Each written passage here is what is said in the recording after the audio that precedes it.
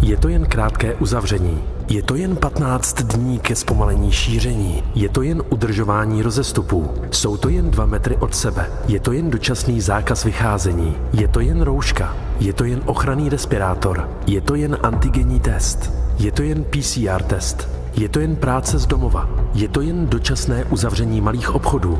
Je to jen uzavření restaurací. Je to jen výdajové okénko. Je to jen pro ochranu ostatních. Je to jen pro testování dětí. Je to jen online výuka na 1 měsíc. Je to jen online výuka na 2 měsíce. Je to jen povinné, aby se děti mohly vrátit do škol. Jsou to jen osamělé Vánoce. Jsou to jen zrušené vánoční trhy. Je to jen osamělý prarodič. Je to jen 1 milion z rozpočtu.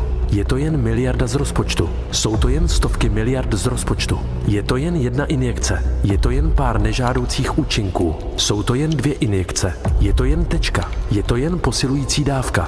Je to jen 4. posilující dávka. Je to jen dokud novou variantu nedostaneme pod kontrolu. Je to jen další nouzový stav. Je to jen další lockdown.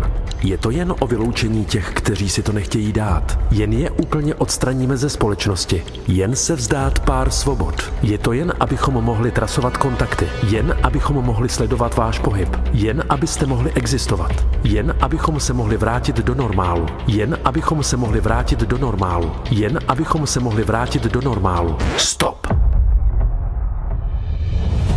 Slovo jen se stalo nejnebezpečnějším slovem v historii, protože oni jen chtějí vědět, co budete tolerovat.